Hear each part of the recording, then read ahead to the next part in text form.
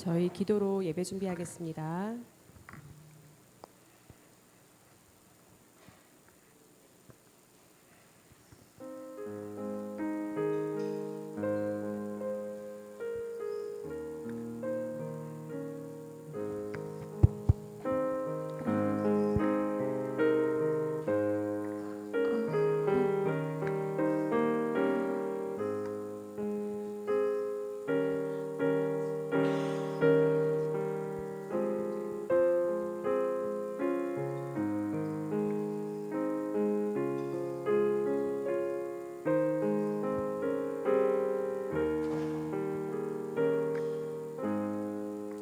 할렐루야.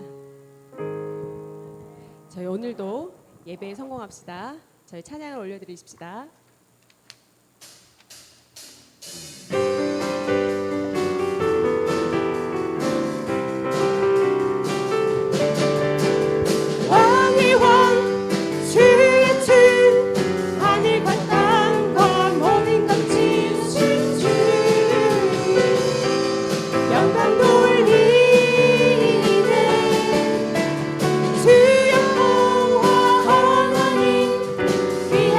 영광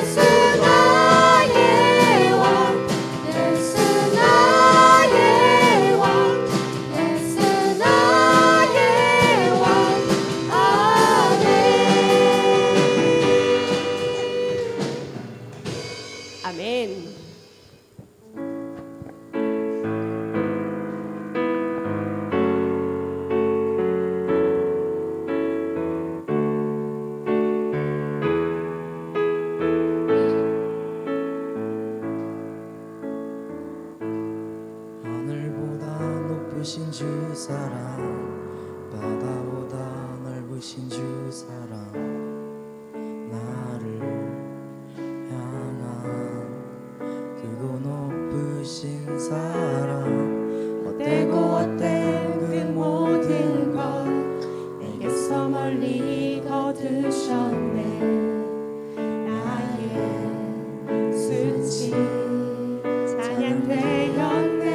영원히 감사드리리 주님의 그 은혜 날 찾아주신 그 사랑 오 주님 내 전부 사랑해요 경배해요 나 주 위해 살리 영원토록 진실하신 주 사랑을 전하리.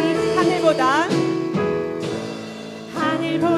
높으신 주 사랑 바다보다 넓으신 주 사랑 나를 향한 크고 높으신 사랑 못되고 헛된 그 모든 것 내게서 멀리 거두셨네.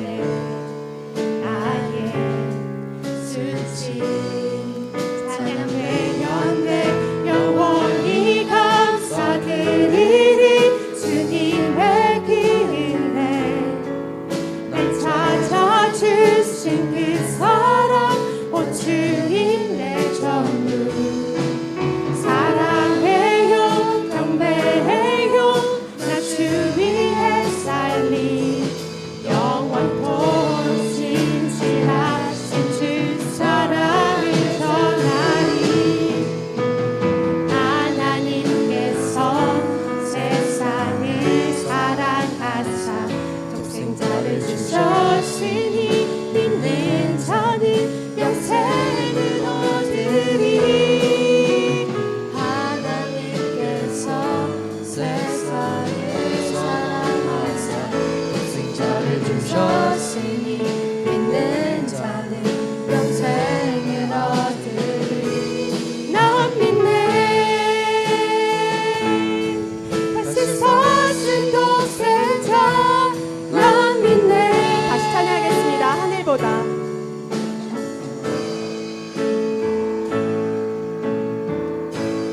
하늘보다 높으신 주 사랑 바다보다 넓으신 주 사랑 나를 향한 크고 높으신 사랑 헛되고 헛된 그 모든 것 내게서 멀리 거두셨네.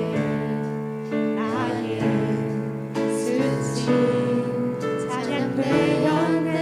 영원히 감사드리리 주님의 그 은혜 날 찾아주신 그 사랑 오 주님 내 전부 사랑해요 경배해요 난 주 위해 살리 영원토록 진실하신 주 사랑을 전하리. 하나님께서 세상을 사랑하사 독생자를 주셨으니 믿는 자는 영생을 얻으리. 하나님께서 세상을 사랑하사 독생자를 주셨으니 믿는 자는 영생을 얻으리. 난 믿네 다시 사신 독생자 난 믿네.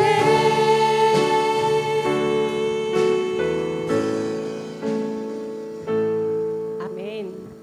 저희 임내송 드리시겠습니다.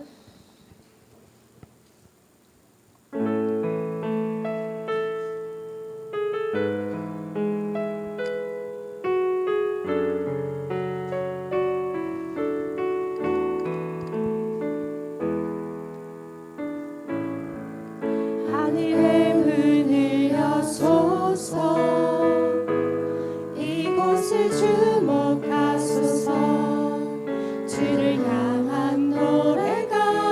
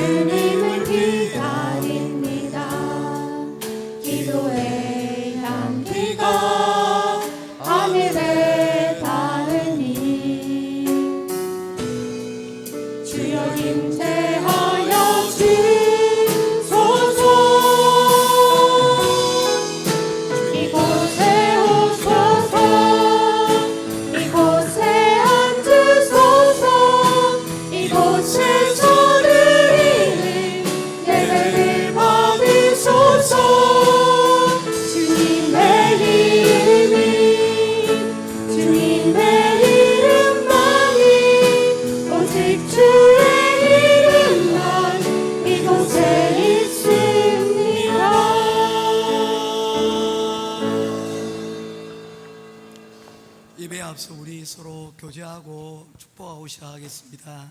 잘 오셨습니다. 네, 사랑하고 축복합니다. 네, 오늘도 귀한 하루 주님 앞에서 함께 만들어가기를 원합니다. 같이 기도하도록 하겠습니다. 특별히 기도할 때에 세 가지 제목입니다. 첫 번째, 지난 한 주간 동안 우리와 함께 하시고 우리를 인도해 주신 하나님께 감사하는 감사의 기도를 오늘 이 시간 하며 나아가기를 원합니다. 두 번째, 우리 기도할 때에 지난 한 주 동안 역시 우리 삶 가운데서 잘못되고 그리고 우리가 연약하여 일어났던 그 일들에 대하여 하나님 앞에 은혜를 구하고 그리고 용서를 구하고 회개하며 나아가도록 하겠습니다. 그리고 마지막 끝으로 오늘 이 시간 하나님께서 우리를 위하여 예비하신 이 날들을 통하여 서로 사랑하고 축복하고 말씀을 통하여 깨닫고 그리고 또 하나님의 크신 은혜에 다시 붙잡고 새롭게 시작할 수 있는 한 주가 되기 위하여 우리 함께 기도하며 예배자리 가운데로 나아가도록 하겠습니다. 기도하겠습니다. 고마우신 아버지 하나님, 은혜와 사랑을 감사를 드립니다. 오늘도 우리에게 허락하신 새로운 날들을 하나님 기도하며 주님 앞에 나아갑니다. 우리의 기도 가운데 하나님 함께하여 주시고 특별히 지난 한 주간 우리가 받았던 감사의 이 시간들을 우리가 놓치지 않고 이 말씀 붙들고 주님 앞에 나아가기를 소원하오니 아버지 하나님 함께하여 주시옵소서. 우리에게 정명하신 아버지 하나님의 귀한 은혜를 우리가 무엇보다도 소중하게 여기고 받은 은혜를 소중하게 여기며 감사하는 우리들이 되게 하여 주시옵소서. 특별히 오늘 이 시간 아버지 하나님 간절히 바롭기를 원하옵는 것은 아버지 지난 한 주간의 우리의 삶을 돌아보며 아버지 하나님 우리의 물질과 우리의 힘과 또한 우리의 시간들이 하나님을 위하여 사용되지 못하고 우리의 정욕과 또한 우리의 연약함 가운데 하나님 잘못 이해되고 사용되었던 일이 있습니다. 주님 불쌍히 여기시고 용서하여 주시옵시고 우리가 하나님 앞에서 하나님 거룩하고 아버지 하나님 정결한 삶을 우리가 목표로 살아갈 수 있는 우리들이 될 수 있도록 인도하여 주시고 오늘 우리에게 주시는 귀한 시간 다시금 말씀 가운데 시작할 수 있도록 우리에게 부어주시고 은혜를 함께 허락하여 주시옵소서.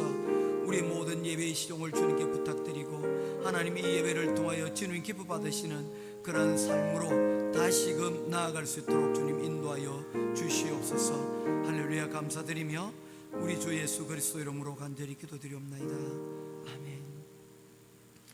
귀하신 아버지 하나님, 오늘도 저희 발걸음을 예배의 자리로 인도하시고 이 예배의 자리에서 또한 주님의 이름을 높이며 영광 돌릴 수 있는 귀한 시간을 주시니 감사합니다. 우리 모두가 이 예배의 시간 하나님 기억하며 감사함으로 하나님 앞에 한 걸음 한 걸음 더 나아갈 수 있는 가까워질 수 있는 그런 귀한 은혜의 시간 되게 하여 주시옵소서. 예배의 시종을 주님께 부탁드리고 주님과 함께 동행하는 귀한 은혜의 시간 되기를 소원하오며 우리 주 예수 그리스도 이름으로 간절히 기도드리옵나이다. 아멘. 전능하사 천지를 만드신 하나님 아버지를 내가 믿사오며 그 외아들 우리 주 예수 그리스도를 믿사오니 이는 성령으로 잉태하사 동정녀 마리아에게 나시고 본디오 빌라도에게 고난을 받으사 십자가에 못 박혀 죽으시고 장사한 지 사흘 만에 죽은 자 가운데서 다시 살아나시며 하늘에 오르사 전능하신 하나님 우편에 앉아 계시다가 절여서 산자와 죽은 자를 심판하러 오시리라.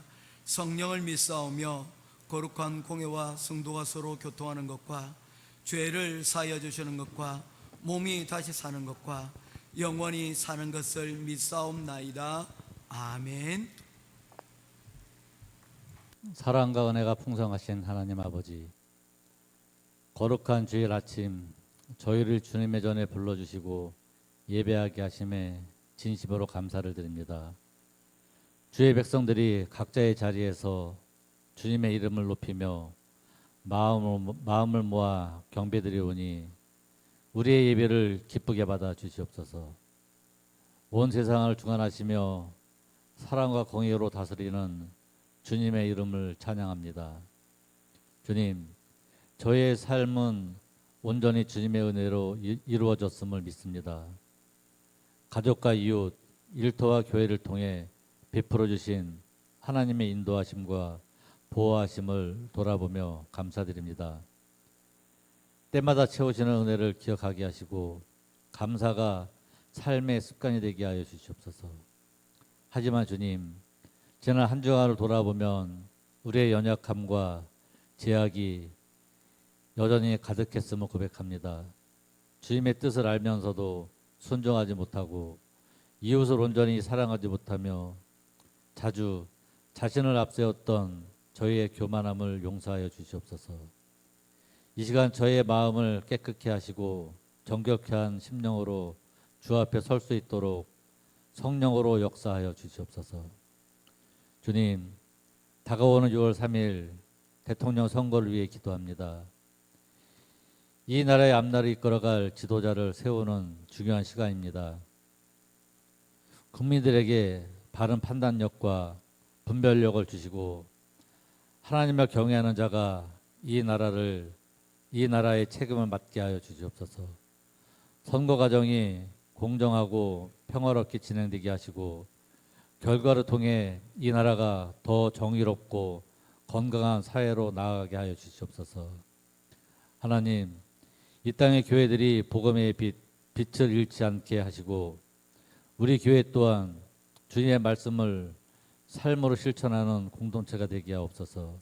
가정마다 기도가 살아나게 하시고 세대 간의 믿음이 이어지게 하시며 사랑과 화목이 넘치는 교회로 사용하여 주시옵소서. 이 시간 주님의 말씀을 전하시는 목사님을 위해 기도합니다. 성령의 충만함을 더하셔서 전하시는 말씀이 능력 있게 선포되게 하시고 듣는 모든 성도들의 마음에 주님의 뜻이 깊이 새겨지게 하옵소서. 목사님의 가정과 사역 가운데에는 늘 주님의 평강과 위로가 함께 하시며 영역 간의 강건함을 허락하여 주시옵소서. 오늘 정석권 준비한 찬양팀의 찬양이 우리의 고백이 되게 하시고 하나님의 영광을 높이는 기쁨의 소리가 되게 하여 주시옵소서. 예배를 위해 헌신한 손길 위에도 주님의 축복을 허락하여 주시옵소서. 감사하오며 살아계신 우리 주 예수님 이름으로 기도드립니다. 아멘.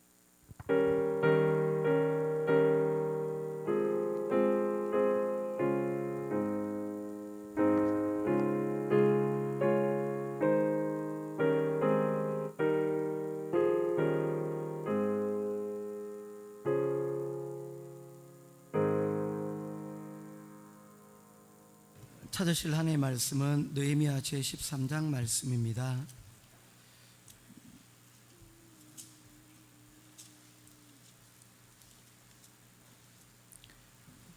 드문드문 읽으려고 합니다.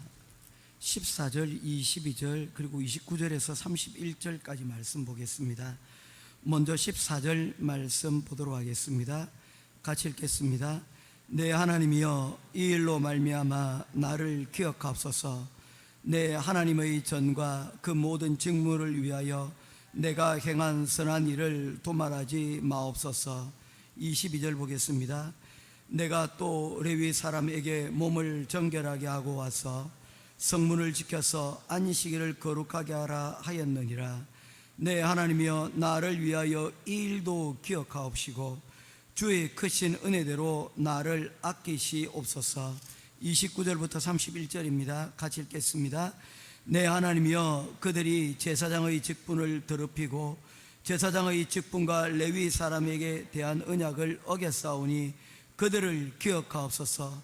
내가 이와 같이 그들에게 이방 사람을 떠나게 하여 그들을 깨끗하게 하고 또 제사장과 레위 사람의 반열을 세워 각각 자기의 일을 맡게 하고 또 정한 기한에 나무와 처음 익은 것을 드리게 하였사오니 내 하나님이여, 나를 기억하사 복을 주옵소서. 아멘. 찬송가 135장 찬송 드리시면서 준비하신 예물 봉헌하도록 하겠습니다.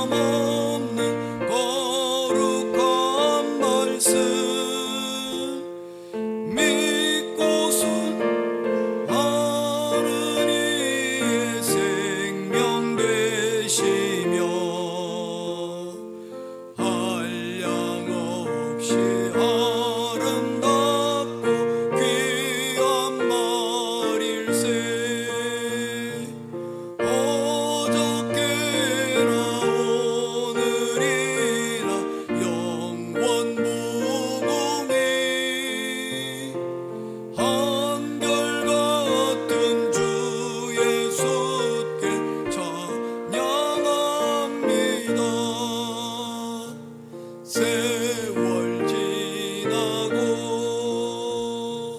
변할지라도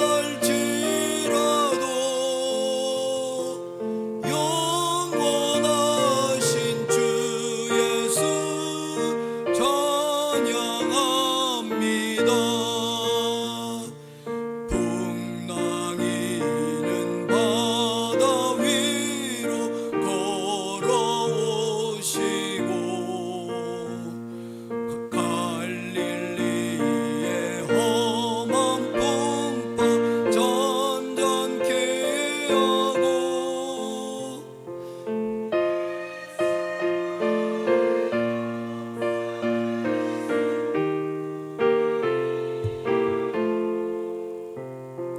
눈물 짓고 기도하신 고난의 주님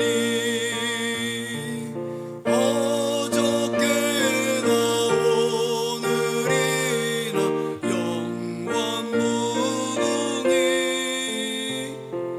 한결같은 주 예수께 찬양합니다. 세상 지나고 변할지라도 영원하신 주 예수 찬양합니다. 허물 많은 베드로를 용서하시고 의심 많은 도마에게 확신 주시고 사랑하는 그의 제자 가슴에 안고 부드러운 사랑으로 품어주셨네. 어저께나 오늘이나 영원무궁히 한결같은 주 예수께 찬양합니다. 세상 지나고 변할지라도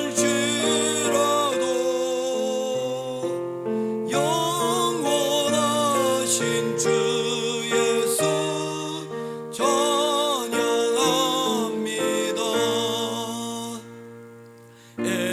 엠마오로 행하시던 주님 오늘도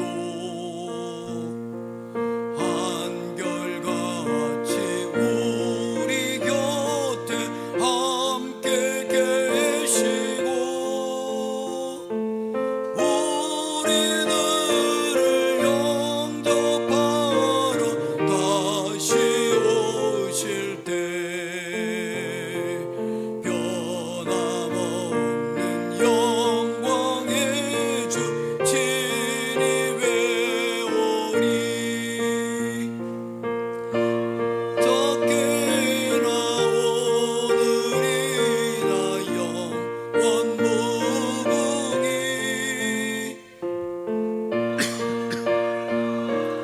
주 예수께 찬양합니다. 세상 지나고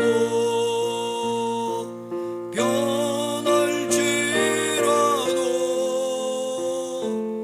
영원하신 주 예수 찬양합니다. 제가 1년에 한 서너 차례 조금 무리 되는 곡을 도전을 합니다. 그런데 가사에 큰 은혜가 있어서 제가 스스로 제가 이거 좀 은혜를 좀 받아야겠다 싶을 때 함께 부르고 싶어서 찬양을 했습니다. 행복한 일 가득한 일주일 주심에 감사합니다. 인영이 하나님 감사합니다. 새 생명 저희 가정에 보내주심을 감사드립니다. 감사 두 번 했다는 건 진짜 감사한다는 거죠. 예, 우리 김홍환 이미정 집사님 가정에 손자가 한 명 더 늘어나게 되었습니다. 이름이 김시유입니다. 5월 4일 날 출생하라 했습니다. 한국의 이 출생은 많이 줄어들고 있는데 우리 교회는 올해 2명째 벌써 이렇게 하나님 귀한 소식 주시니 또 감사합니다. 위에서 기도하겠습니다. 고마우신 아버지 하나님 은혜와 사랑을 감사합니다. 지난 한 주간도 주님의 은혜 가운데 저희들을 불꽃 같은 눈동자로 지켜주시고 하나님 매 시간마다 하나님 앞에 감사와 영광을 돌려드릴 수 있도록 인도하여 주시니 감사합니다. 특별히 오늘 이 시간 감사할 것은 하나님 한 주간의 시간들을 결산하며 하나님 앞에 행복한 일들로 하나님 앞에 귀한 결산을 드리는 하나님 귀한 딸을 기억하시고 그 딸의 행복을 주님께서 지켜주시고 하나님 그 기도하는 그것마다 하나님께서 청구서로 여기지 마시고 사랑하는 딸을 하나님 주해 주시는 은혜 가운데 늘 충만한 하나님이 동행하심이 그 가운데 늘 함께 동행할 수 있도록 도와주시옵소서. 특별히 오늘 이 시간 사랑하는 손자를 하나님 출산하고 또 그 감사를 하나님 앞에 올려드리고 보고하는 사랑하는 가정이 있습니다. 가정을 주님 축복하시고